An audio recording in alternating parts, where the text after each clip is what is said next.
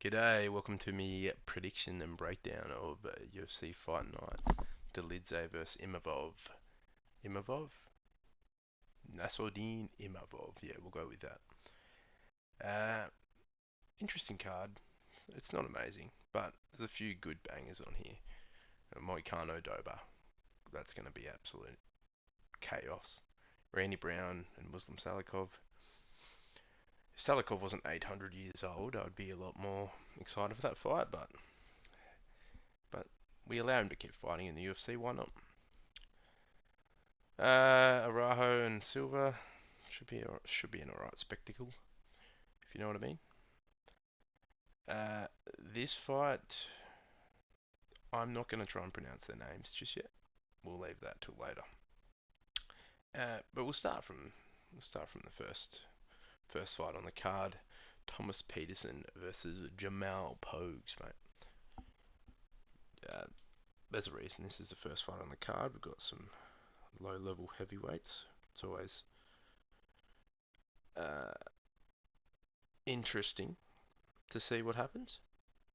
Thomas Peterson, he was on the Contender Series versing, I can't remember his name, but the guy from the Ultimate Fighter that should not be a heavyweight, Cole.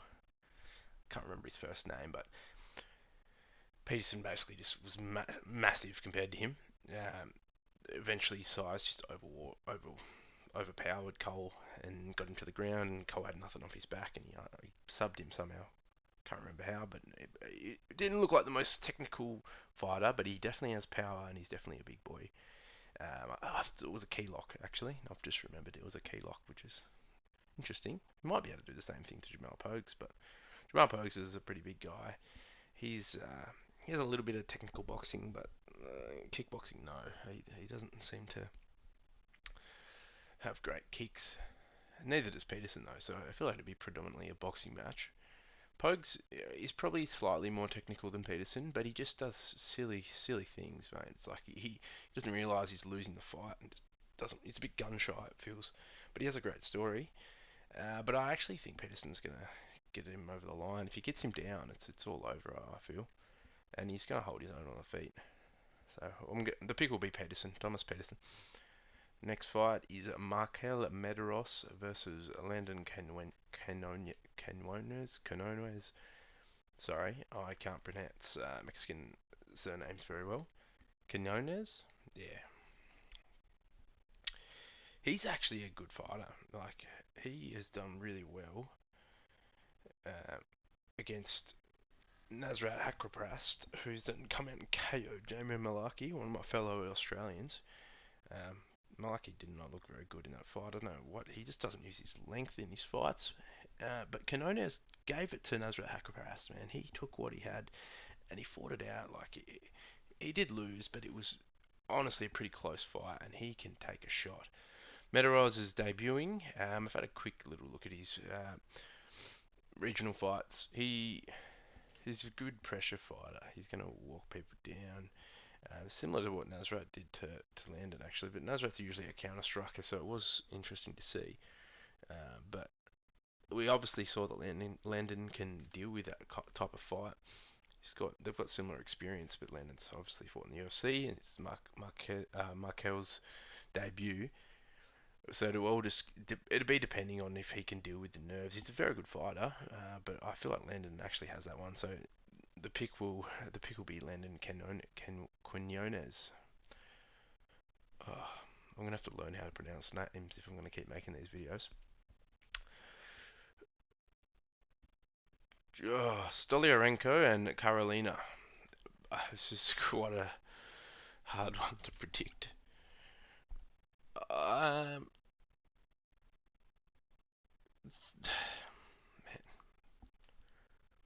I'm gonna go with Carolina. I'm gonna feel that she can keep it on the feet. She's better on the feet. She's just a better striker. Uh, they're both obviously not high level flyweights, but Juliana Stoliarenko has subbed some good opponents, but they've chosen to go to the ground with her. I don't think Luana Carolina's going to do that. She has good ground game herself. She should be able to be defensively sound to a point. and keep it on the feet and outbox Stolyarenko. So I feel like we'll go with her. Blake Builder versus Jeong Yeong Lee. It's a good fight. This is actually, I'm excited for this fight. Blake Builder's exciting fighter. He's a good grappler.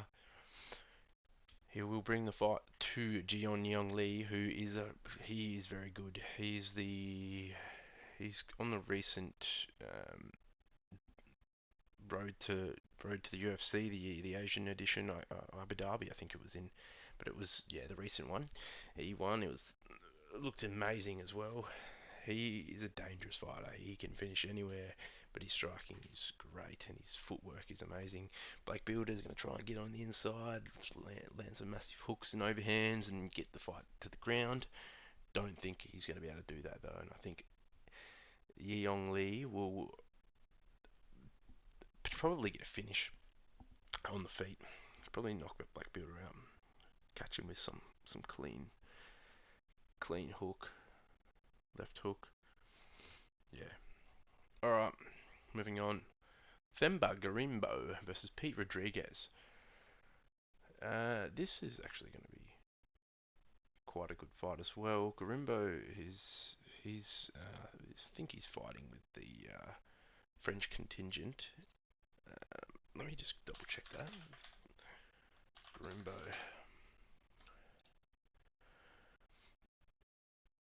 Yeah, he's fighting with MMA Masters. Yeah, exactly. MMA Masters. Wow, actually, no, I didn't expect that. MMA Masters is not where I thought he was fighting out of. So that's going to be quite a good gym. Pretty sure that's where Colby's based at the moment. Get some rounds in with Colby. He's a pretty good fighter. He he's a decent striker. Same with Pete Rodriguez. Pete Rodriguez can take a hit though. He's just going to keep pushing forward. He's a good scrappy fighter. I'm not going to say he's technically sound, but he's just a good scrapper, man. He will bring the fight to Themba Garimbo. The only thing that I'm worried about with Pete Rodriguez is his last fight was against Mike Jackson. He should not be in the UFC. He's a journalist. But that might give him fake confidence and it might make him look or feel and look better than he ever has. And I think he actually can beat Themba Garimbo because Garimbo doesn't have the best decision making in fights. His fight IQ isn't all there. Currently, he needs a bit more experience, I feel. I'm saying more experience than Peter Rodriguez, who's 5-1, but he's had quite an extensive amateur career. So I actually think he looks like the more experienced fighter. It's just he has a scrappy style, and I feel like that's gonna get it done against him. So yeah, we've got Charles Johnson and Azat Maxim. Charles Johnson has looked. I just feel like he hasn't hit his true potential. I watched his LFA fights and he was looking great, man. But since the UFC, he's just had a bit of a skid, like a bit of a slump. I feel like he has really good potential. He just can't follow his game plan, or I don't know what it is, man. But he just seems to lack the confidence in his ability. But he does have some good skills when he decides to use them. So I feel like eventually he's gonna figure it out. And once he gets over that hurdle, he'll be a great fighter. But he is versing Azat Maxim, who is obviously undefeated. He was looking. I thought he was going to blow uh, Tyson Nam out of the water with how much hype was around him, but Tyson Nam was a tough competitor, and he actually battled it out to a split. So that actually might be telling that as that maybe isn't all that we thought, but it was his debut. He might have he did actually look like he gassed a fair bit. Of my recollection, and that probably is from the adrenaline dump from your first fight in the UFC. So he may have come out and look like a world beater now, but will be if he doesn't. And Charles Johnson figures out how to follow his game plan. He might be able to do the job, but I don't think that's going to happen. I think Azat will be more confident and more settled in and dominate Charles Johnson. All right, we've got the next fight, which is the last fight on the prelims. We've got Molly McCann, Meatball McCann, versus Diana Belbita. Um, so Molly's going back down to straw weight, I believe, after a few losses at flyweight. She was on a bit of a tear, um, and she was looking really good, and I thought, oh, she's going to make her way to the top. And then she versed the beast that is Erin Blanchfield, and everything came tumbling down. She just put her in a crucifix and held her there for the whole fight, and that was a brutal thing to see. And then she actually lost to another fighter on the card, Stoliarenko, by armbar, I think. So she's just on a bit of a skid, 2 fight skid, not looking the best. So she's dropped back down to straw weight, and she's versing Diana Belbita, who is quite a technical striker. Now, she has had quite a few good scraps in the UFC. She has a good chin. She can pressure fighters with her footwork. I actually think she's going to be much more technical than Molly, and we'll be able to pick her apart. Especially Molly McCann cutting down to straw weight. She's not going to have the same cardio, I wouldn't imagine. Yeah, that's going to be a hard weight cut for her. So I think as the rounds go on, Diana Belbita is going to start piecing her up on the feet. So the pick is Diana Belbita by decision. Alright, moving on, we've got Gilbert Urbina versus Charles Radke. Uh, it's an interesting matchup. I feel like Urbina is going to make it look pretty easy, though. Radke didn't look that great. Well, when I say he didn't look that great, it was difficult for him to get out Blood Diamond out of the fight. Like, at that point, you should just be able to dominate him. He wasn't UFC ready.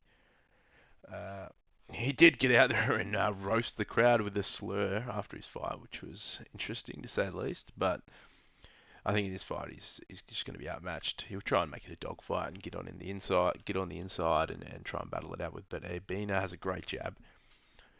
He's a massive welterweight as well. I think he's 6'3" or 6'2". He fought Sean Brady on the regional scene and made him look very small. But obviously Sean Brady isn't the tallest guy, but Radke is not very big either. So he's going to definitely outsize him, and he uses his range well. As I said, his jab's great, his kicks are great, knee up the middle. He actually finished Orion Koshke with a body kick, and I could see that happening again. Maybe even a head kick, mate. Bring it up top. Show him that body kick a few times. Bring it up top or a knee. I feel like Radke's not going to be able to stand in there with him after a while. So Urbina will get the job done. Alice Gab Kizriev. Yeah, we got it. Versus Makhmud Muradov. This uh, Muradov had a lot of hype when he came to the UFC. He's such a great striker, but I just don't feel like his grappling is there in order to battle it out at the top of the division. I don't know if I said striking or grappling, but I definitely meant grappling. Kizriev is a Russian grappler. He's doesn't have uh, doesn't have the best record early on. He's got a very padded record, as a lot of Russian fighters do early on. A lot of the fighters he's versing are 0-0 or 1-0, 1-4, negative records. He's very grapple based. He's dominated his first 2 fights in the UFC. Sorry, the Contender series, and then his UFC fight dominated them grappling heavy and got him to the ground and subbed them. I feel like he's going to do the same to Muradov. Unless Muradov's made some great improvements on his takedown defense or his submission defense and surprises us all. He's got great striking. Obviously, he beat Brian Barberena in his last fight, but it's Brian Barberena. Shouldn't be a middleweight. So Kizriev should get the job done in that fight. Vivian Araujo versus Natalia Silva, which is going to be a great fight, to be honest. Araujo's been looking good. She beat Jennifer Maia, which is a tough fight. She got the job done. She's lost the last few. Before that, not looking amazing. I feel like cardio is a big issue with her. If in the first round she looks great, but Natalia Silva is a very good fighter, and she has a lot of fights 16-5 for women's MMA, and she's very well-rounded. Great jiu-jitsu, great striking, really good striking, and I feel like she's going to be able to stand with Arajo for the first round. Arajo might try and pressure her up against the cage, but Silva's got very good jiu-jitsu, as I said. So if it does go down, I would be quite concerned for Arajo. So I feel like Natalia Silva's going to have it outmatched, apart from the first round. So if Arajo can pressure her and somehow get her out of there, but we don't see a lot of finishes in women's MMA, so I'm doubtful that will occur.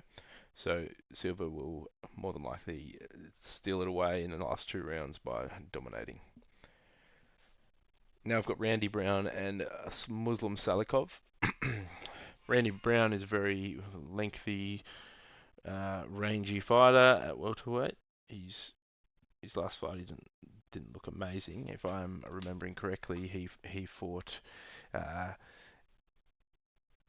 Sorry to have a little brief delay. Yeah, Wellington Turman, and he beat Wellington Turman. But his last fight before that was Jack Della Maddalena, and a fellow Australian. And Della Maddalena obviously rocked him, got him to the ground, and subbed him. Muslims Salikov's not going to do that. So I feel like Randy's going to edge it. Muslim Salikov is, if he wasn't 800 years old, he would have a decent chance. He's got some great striking as well. He even does all right against the lengthier, rangier strikers because he's so used to it. It's quite a short welterweight, or I wouldn't even say short, but it's not a tall welterweight. I just feel like his age is catching up with him. He's looking slow. The move, the spinning back kicks, spinning side kicks, spinning head kicks, spinning everything that he tries to pull off. He's just slow, too slow to do now. So unless he catches Randy Brown with some unorthodox wild strike, I feel like Randy Brown's just going to piece him up from the outside and probably get the finish in the later rounds, to be honest, once he's broken him. We've got Hanato Moicano versus Drew Dober in the co-main event, which is going to be a banger. This is I'm the most hyped for this fight, to be honest. The main event's good, don't get me wrong, but Moicano, I love Moicano. He's one of my favourite fighters, mate. He was looking good at featherweight. Obviously had some very tough fights against great fighters, Jose Aldo and Zombie. He sadly couldn't get the job done, but so much experience and against the top of the division. Lightweight, he looks a lot better. Had a great battle with. Oh my god, having a mental mind blank. Rafael dos Anjos. I cannot believe I just forgot his name. The legend himself. Yeah, Rafael dos Anjos. They had a great fight. It was on short notice, if I remember correctly. Moicano obviously didn't get the job done, but he put it on Dos Anjos when he could. I feel like on a full camp, Moicano actually gets the win in that fight. And then he goes out and smokes Brad Riddell. I don't know. Brad Riddell wasn't looking the best. He needed a break. He's probably carrying a lot of injuries. He's finally having that break now. So I'm looking forward for Brad Riddell to come back, hopefully. But Moicano subbed him in the first round. And Drew Dober has been on a bit of a tear as well, apart from one loss to Matt Frivola when they were just slanging and banging on the feet. And he got caught. He was the one that went down. But in all of his other fights, he has been the one to slang and bang and KO his opponent. He crushed 4 out of his last 5, and he is just such an exciting fighter to see. I feel like this fight will be quite similar to those. Probably, maybe Moicano has the fight IQ or decision to go to the ground because his ground game is so good and take Drew Dober into that realm and potentially get a sub later on once they've had a bit of a battle on the feet. Because even if he gets rocked and goes down, pulls guard or what have you, he's very dangerous off his back. So I'm so excited for that fight, man. Moicano, I'm going money Moicano all the way. Probably by finish. I don't think that goes the distance. I'd be very surprised. Then we've got the main event, Roman Dolidze versus Nassourdine Imavov. I'm really going to have to practice on pronunciation if I'm going to keep making these videos. Holy shit. Imavov is a very technical striker on the feet. He is very slick, great counter striker, very good footwork, loves to move in and out, piecing his opponents up. And Dolidze is basically the opposite of that. He's a very uh, big middleweight. He pressures forward, plods forward. He's not a very not super agile. He's very much let me get in the clinch and get a hold of you, and big hooks, overhands. He's got good boxing. He's got good leg kicks and very good clinch. I feel like his clinch game is the better out of the two. But I think Imavov is going to be able to keep it on the outside and with his lateral and in and out movement, piece him up uh, with his leg kicks. Dolidze may be able to get him to the ground, but Imavov being Russian does have that wrestling base, trains at a very good gym. He will, I feel, will have the takedown defense, at least in the early rounds, to be able to keep it standing and be able to do enough damage to Dolidze. I don't know if he's going to be able to finish him. I feel like may go the decision, but it'll be a 5-round decent war. I feel like Dolidze will get a round or two, just being able to hold him against the fence and get some good damage off. But Imavov will go win 3-2, I think, in a close decision, just with the better technical striking and being able to keep it on the feet. I would be surprised if they're a finish, but if I feel like if the finish does come, it'll be from Imavov catching him on the feet. I think Dolidze won't be able to hold him in position long enough for him to be able to, in a dominant position long enough for him to be able to get a finish. But he does have good hands. He's a lot of power, so you never know as it gets into the heavier weight division. I hope you enjoyed my video. Give us a like and subscribe if you want to keep watching and see when I upload my next video. Cheers.